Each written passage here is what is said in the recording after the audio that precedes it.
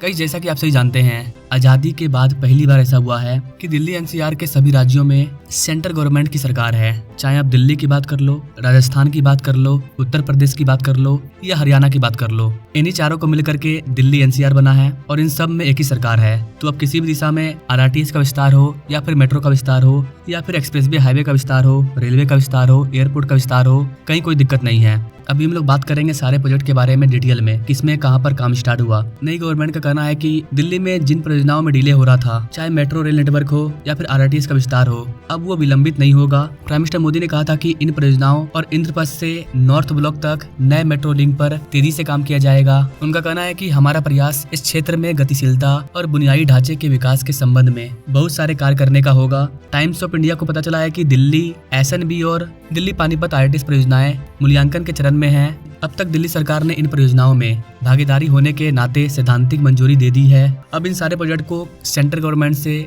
धन मिलने की आवश्यकता है। सुप्रीम कोर्ट के निर्देश का पालन करते हुए पिछली गवर्नमेंट ने इन परियोजनाओं के लिए कुछ राशि जमा कर दी थी।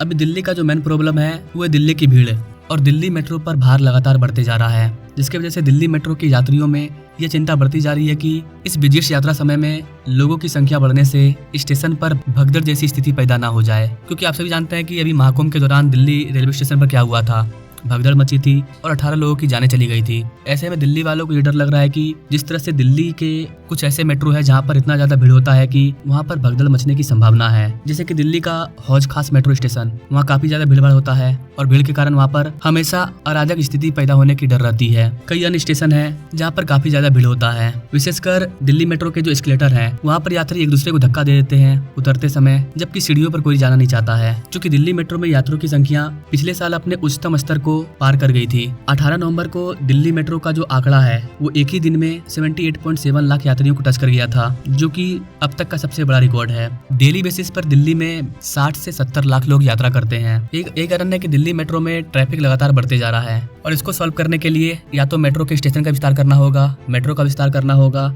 या फिर नए विकल्प लाने होंगे। क्योंकि हर दिन पीक आवर्स में हौज खास, लक्ष्मी नगर और राजीव चौक जैसे पड़ावों पर ट्रेनों में चढ़ने और उतरने में लोगों को असुविधा का सामना करना पड़ता है। पीक आवर्स के दौरान अन्य मेट्रो की भी हालत बेहतर नहीं होती है।